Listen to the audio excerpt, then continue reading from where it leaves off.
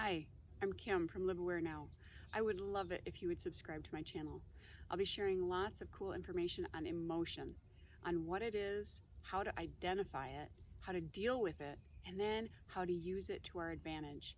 So click the like buttons on my videos and then hit that subscribe button so that you'll have access to all my future videos. Thanks a lot.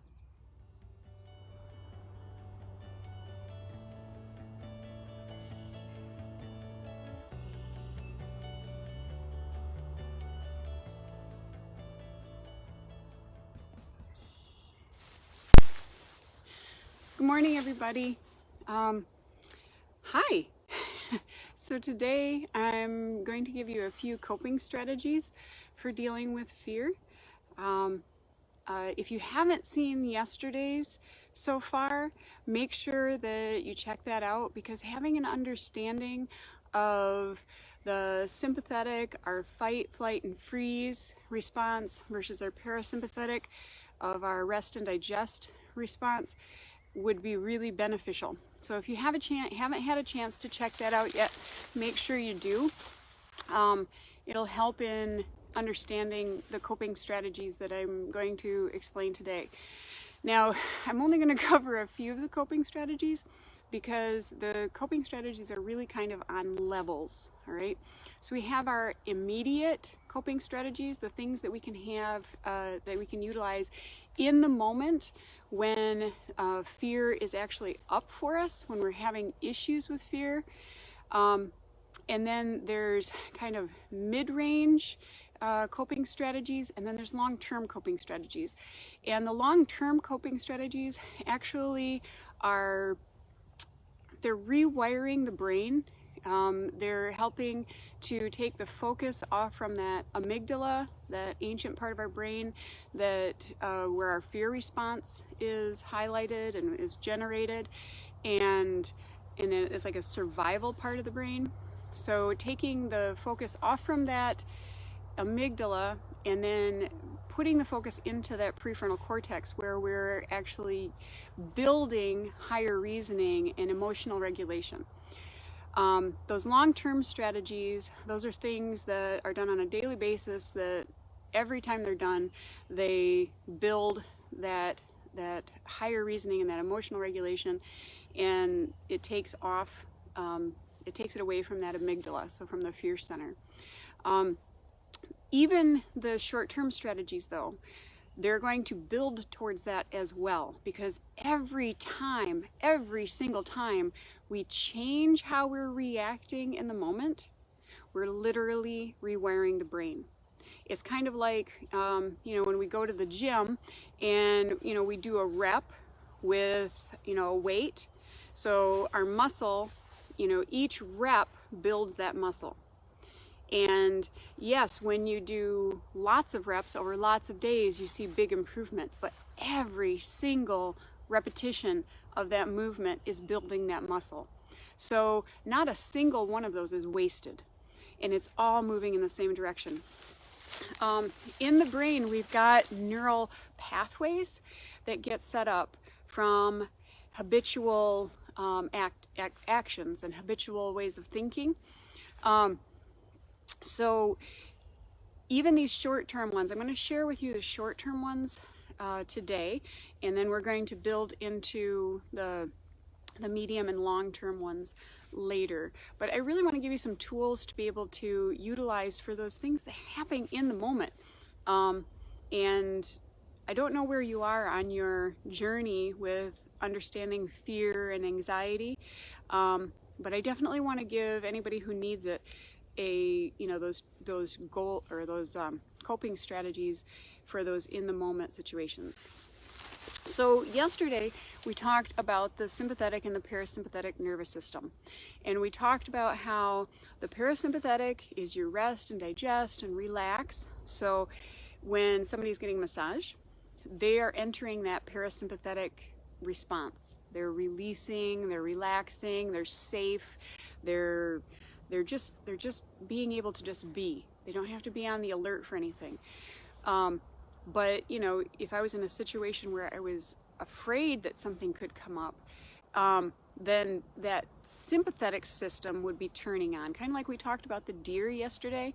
It's going to freeze and it's going to try to assess the situation, and it feels like if it needs to run or fight, then it's going to do so. And that is your sympathetic system. We talked about yesterday how, I guess I'm kind of doing a little bit of a review before we get to these coping strategies, but listen to yesterday too, it was good. So in that sympathetic, the reason why we have problems from it is simply because of how the system works. It's meant to keep you alive in a situation, something that's immediate. So, let's say I'm sitting out here in the woods right now. Let's say, a bear ran out of the woods and it came up and attacked me, right? Or, it's coming after me. So immediately, my sympathetic system would turn on. It would sense that fear, and if the bear was literally running at me, I would have to make a choice on whether I was going to try to flee or fight, right, or stand my ground. And you can look on how to deal with bears in your own time. But so let's say I decided to run, that was my best option in that moment.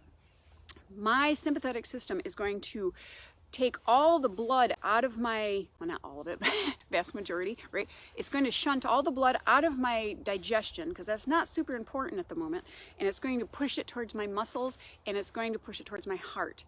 And that adrenaline is going to, it's going to heighten my senses, and it's going to help me see better, it's going to help me focus, and then it's also going to, really bring a lot of acuity to my senses so that I can, make those quick decisions. And it's also not going to have me thinking about things long term. It's not going to have me focusing on things that are beyond what's happening in this specific moment. So those are all things that are happening in the moment of that fear, right? And it's trying to keep me alive. It's trying to keep me from being eaten by the bear.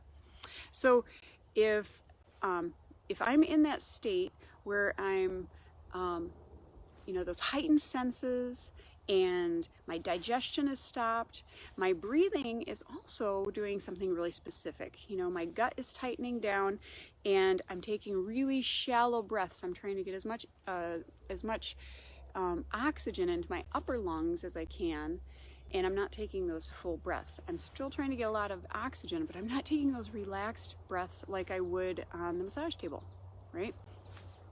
So with that as a background, here are some strategies that can help you with those immediate things. So what we're going to try to do is we're going to try to interrupt that automatic sensation. Now, if you are literally in a situation where you're being chased by a bear, or something even just more immediate, somebody is threatening you, like somebody's really threatening you, I want you to stay in the fear, because that fear is there to save your life. But if you're in a situation that the fear is like, it's overrated in the moment, it's taking too much of your attention, it's not really justified, it's not rational in that moment, then here are a couple of strategies. The first one, and it's so simple, and we have it with us all the time, at least I hope so, is breathing. Breathing. All right, in our society, especially for women, we tend to hold our guts in because we want to look thin and pretty, right? So we hold our guts in, and then that causes us to do this chest breathing. Well, that chest breathing is telling our brain that we're in stress, that we're in some kind of stressful situation. So the first thing we want to do is we want to relax our bellies and let them pooch, forget about anybody looking at you or watching you. Let that belly pooch, because what that does, I need to back up a little bit here, you guys. So right here under your rib cage, right here, is a muscle called the diaphragm, and through that diaphragm runs the vagus nerve, and the vagus nerve is a key part of that sympathetic parasympathetic system. All right, so when that muscle is tight, it's helping to tell the brain that we're in some kind of immediate situation where the sympathetic system needs to be kicking in. So when we pooch our bellies, when we let this belly pooch out, it helps relax that diaphragm. That diaphragm is there, it's a muscle that helps in our breathing, okay? So when we can relax that diaphragm, we can take deeper breaths. That in and of itself helps to cue the parasympathetic system, that rest and digest. And that's one of the immediate things that you want to do, is you want to try to help the body understand you're not in that life or death situation. Because you've already assessed it with your head, and you're like, hey, you know, this is not going to threaten my life right now. And in fact, this response is making problems for me. All right, so pooching that belly, relaxing it, relaxing that diaphragm, and then taking deep belly breaths. All right, nice deep belly breaths. And that will help. Now, there's lots and lots of things to look into for breathing. Okay, breathing exercises, breathing patterns. One of the ones that's really simple and easy is called box breathing. So it's where you inhale for a certain count, hold it for a certain count, release for a certain count, hold it out for a certain count, and then cycle through that. All right, super easy to remember, super easy to do in the moment. And you can look online, there's lots of different people suggesting different counts, but you know, find one that feels good to you, and do it, practice it when you're not in a stressful situation, when you're feeling, you know, pretty good in the moment. So you can practice it and start to get the habitual feeling in your body of what that feels like. So box breathing is one. And that is automatically in the moment telling your body, hey, this situation is not as bad as you think it is, so we can relax. All right, so breathing. The next part that I want to bring up is mindfulness. All right, so when we're in a situation, oftentimes we are looking forward at what possibly could happen, right? Any possible situations, any threats that could happen. Well, you know, we are immensely creative, and to our knowledge right now, we are the only species who can actually fear something that isn't in our immediate existence. So like if you're afraid of spiders and you think of a spider, you can trigger that fear response in your body just by thought alone, okay? Whatever you're afraid of, whatever your fear is, if you make a mental picture of it, you literally can trigger that sensation in your body.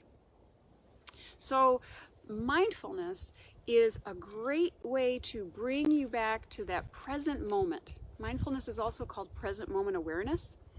And that present moment awareness brings you back right here, right now. Now, like I said, if that bear is coming, my mind's already bringing me right here, right now, right? But if my mind is what's creating the fear situation in my body, then I want to bring in those mindfulness techniques. Now, mindfulness, there's lots, they call them portals to mindfulness. And a portal is like, it's a doorway, right? And any sense that you have can be used as a portal to mindfulness. And the more you use in the moment, the better off you're going to be. Okay, the more power you're going to have. But experiment with it. Maybe just using one for you is sufficient. All right. So breathing is also a portal to mindfulness. You can close your eyes and you can focus on feeling that breath come in through the nose, or maybe you can feel it hit the back of your throat. Maybe you're focusing on your belly expanding and contracting. So breath is one. You can focus on hearing. You know, so if I was to close my eyes right now and just listen and just focus on what I'm hearing in the moment. So right now I'm hearing a few birds. They're not as loud as they have been in some of my other videos. I'm hearing some traffic on the road near here. But tuning into that sense of hearing is bringing me into this present moment. Another enjoyable one is a sense of taste. So this one I enjoy. I mean, just taking a piece of dark chocolate, just a small piece, it doesn't even have to be that much, and just putting it on my tongue and focusing in to that sensation, that taste, right? And really savoring it. But if you're in a moment of fear, chances are you may not have your emergency chocolate on hand. So, you know, that hearing and the breathing, you can also feel, you can focus on something you're feeling. So like for me right now, focusing on feeling my weight on the forest floor, feeling the stick that I didn't move that's underneath of me, feeling my clothes on my skin. And there's just a tiny, tiny breeze right now, and so I can barely feel that brush up against my skin. So those portals to mindfulness, and feel free to look it up, look for apps that help with mindfulness. But if you can combine like sorry, I heard some flies behind me. Some rustling. My fear just checked it out, made sure there was no snake, right? Yeah, there's not any, there's one species of poisonous snake here in Michigan, and it's rarely seen. I have seen one in my lifetime, and it was when I was on a trail ride with horses, and it went across the trail, and that was the last I saw of it. Anyway, so back to the portals. So yeah, so the more you can, you know, bring them in. So if you just close your eyes and focus on maybe one at a time, just focus on your breathing until you start to get more present. Then bring in the hearing and focus on that. And then bring it into what you're feeling. If you start combining all those are going to really help in those moments when you want to bring fear down. So yeah, so the breathing and the mindfulness, another one it's going to sound kind of weird, right? But it's something that's really physiological. It's going to help your body to understand that in the moment that you don't have, you know, there's nothing to fear, is saliva. Remember we talked about how that sympathetic system, it shuts down digestion, all right? Well, if you start creating saliva in your mouth in that moment, it's going to be one of those things where it helps trick your body into understanding that there's nothing to fear right then, all right? So, you know, if you start to breathe and then you work, this is going to be kind of awkward, you guys. So I'm working saliva into my mouth.